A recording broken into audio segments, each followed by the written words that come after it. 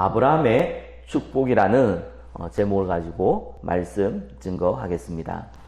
문제가 있으면 답이 있습니다. 첫 사람 아담과 하와가 타락을 했습니다. 그것도 사단의 속임수에 빠졌습니다. 뭐라고 사단이 아담과 하와를 유혹했냐면은 네가 이 선악과를 먹는 날에는 네 눈이 밝아서 하나님처럼 된다고 했습니다. 하나님이 되고 싶은 그 욕심에 아담과 하와는 선악과 범죄를 행하게 됩니다. 이것을 보고 원죄라고 합니다. 자, 그런데 이 문제가 벌어지자마자 하나님께서는 바로 말씀을 주셨습니다. 그게 창세기 3장 15절입니다.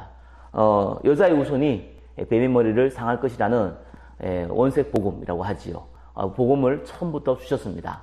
메시아 사상을 처음부터 주셨습니다.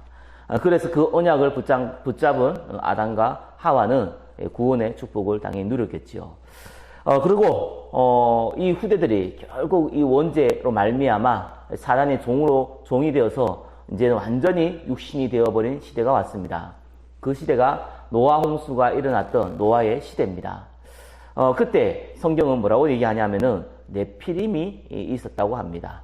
네피림이라는 단어는 위에서 아래로 떨어지다라는 의미를 갖고 있습니다. 무슨 의미인지 대반 이해하지 않습니까? 완전히 사단에 잡혀서 물질화 되어져 버린 시대. 그래서 하나님은 그때 또 답을 주셨습니다. 바로 너를 위하여 방주를 만들어라. 이 노아를 통해서 방주를 짓게 합니다. 그래서 방주 안에 들어온 사람은 다 삽니다. 방주 밖에 있는 사람은 다 죽습니다.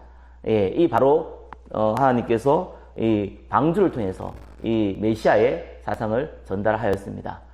그래서 정확한 답을 하나님께서 또 그 시대에 주셨습니다. 자, 노아 홍수 이후에 또 많은 이제 후손들이 이제 일어납니다. 그때 창세기 11장에 보니까 바벨탑 사건이 일어납니다. 우리가 하나님처럼 높아지겠다. 원래 사단이 품은 마음이고 아담과 하와가 타락할 때 가졌던 마음입니다. 이 사단은 동일합니다. 본인이 하나님 되겠다며 다른 사람에게 네가 하나님 될 수 있다며 여전히 이 사상을 가지고 사람을 건드립니다. 결국은 그때 하나님께서는 한 가지 답을 주시죠. 한 가지 일을 버리시죠. 언어를 흩어버립니다. 수많은 언어가 그때 이 바벨탑 때 생겨납니다. 그리고 나서 하나님께서 답을 주시는데 그게 오늘 읽었던 창세기 12장 1절에서 3절입니다. 이 바벨탑 사건 이후에 하나님께서 아브라함을 불러서 너는 너의 친척 아비 집을 떠나 내가 내게 보여줄 땅으로 가라. 그 땅이 어느 땅입니까? 가나안 땅입니다. 가나안은 어떤 땅입니까? 메시아가 올 땅입니다. 그래서 하나님께서 또 이 아브라함을 통해서 이 바벨탑 이후에 정확한 답을 전달하셨습니다. 이와 같이 문제가 있으면 반드시 답이 있습니다. 그런데 이 세상에는 수만 가지 문제가 있고 세상 가지는 또 수만 가지 답이 있지만 성경은 문제가 하나 때문이라고 얘기합니다. 그리고 성경은 답도 하나라고 얘기합니다. 그래서 누구든지 쉽게 이해할 수 있는 것이 이 언약이고 이 복음이고 사실 성령의 인도입니다. 왜 그렇습니까? 우리의 모든 문제는 하나님 관계로부터 하나님과의 그 관계가 어떻게 되었냐에 따라서 모든 것이 좌지우지 되기 때문에 그렇습니다. 답은 뭡니까? 간단합니다. 예수 그리스도, 오직 성령, 오직 복음, 오직 예수 이러면 됩니다. 그게 답입니다. 어려움 같은데도 쉽습니다. 왜냐하면 하나님께서 역사하시기 때문입니다. 그래서 아브라함이 처음부터 그 우상 숭배의 땅 갈대아 우르에 있었습니다. 그때 하나님이 아브라함을 부르죠. 아브라함이 그때에 바로 순종을 하고 이제 움직입니다. 아브라함은 살아오면서 본 것이 있겠지요. 이 세상 문제를 본 겁니다. 이 우상 문제를 본 것입니다. 그리고 여기에 대한 답을 찾고 있었던 것은 분명한 것 같습니다. 하나님께서 그 마음을 주시지 않았다면은 갑자기 음성이 들려서 하나님이라고 그러고 가라는데 가기가 힘들겠죠. 지금 같은 시대가 아니지 않습니까? 그때는 자기 친척 고향집을 떠날 때는 모든 걸 버려야 되고 생명의 위협을 느끼는 시대입니다. 지금처럼 경찰이 있는 것도 아니고 지금처럼 재산을 팔아서 오고 가고 가기가 쉬운 시대가 아닙니다. 지금으로부터 4,000년 전이거든요. 자, 그러면은 이 문제에 대해서 답이 오직 예수, 가나안이라는 것을 알았던 아브라함은 그것을 따라서 하나님 말씀을 따라서 순종하고 갔습니다. 그때 바로 하나님께서 응답을 주십니다. 약속을 주십니다. 드러나는 응답은 나중에 드러나게 되지만 처음부터 아브라함에게 약속을 주셨습니다. 뭐라고 약속 주셨습니까? 내가 너로 큰 민족에 이루고 내게 복을 주어 내 이름을 창대케 하리니 너는 복이 될지라 라고 얘기합니다.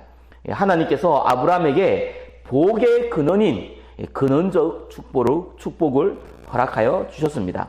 너를 축복하는 자에게 내가 복을 내리고 너를 저주한 자에게 내가 저주한다고 했습니다. 아브라함에게 대표적인 축복, 또한 기념비적인 축복, 아무도 당할 자 없는 불가항력적인 축복, 천하 만민이 복을 받게 되는 영원한 축복을 처음부터 아브라함에게 약속으로 주셨습니다. 마찬가지입니다. 구원받은 하나님의 자녀가 구원받자마자 하나님은 창세기 12장 1절에서 3절 말씀처럼 우리에게 처음부터 약속을 주신 겁니다. 이 약속이 구원받은 자에게 해당됩니다. 네가 복의 근원이 될 거라고 했습니다.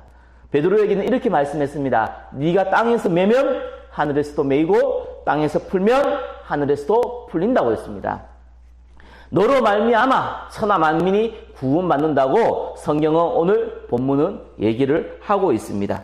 자, 그래서 아브라함은 떠났습니다. 자, 근데 가나안에 갔는데 어떤 일이 벌어졌습니까? 어마어마한 축복이 다가왔습니까? 아닙니다. 문제와 사건, 고통, 어려움이 다가오기 시작했습니다. 하나님은 그 과정을 거치십니다. 왜 그렇습니까? 너의 주인이 나라는 것을요.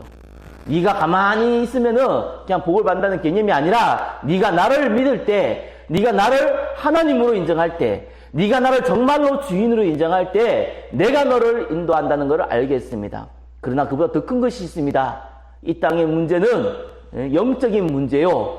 그 답은 오직 예수 그리스도 메시아라는 그 답을 이 아브라함에게 주신 것입니다. 그 그리스도를 이삭을 바칠 때 확실히 체험했습니다. 이삭을 하나님께서 죽이지 않았지만 하나님께서 이삭 대신에 수풀에 걸린 어린 양을 바치게 했습니다. 바로 메시아를 의미합니다. 아브라함에게 이 그리스도를 분명히 예표로 주셨습니다. 저와 여러분들이 오늘 하루 이 아브라함이 받은 이 축복, 그 언약을 붙잡고 그리스도를 체험하며 전도와 선교의 현장에 있기를 예수 그리스도의 이름으로 축원합니다. 기도하겠습니다. 아브라함의 축복이 오늘 하루 가운데 우리에게도 나에게도 동일하게 임할 수 있도록 축복하여 주옵소서.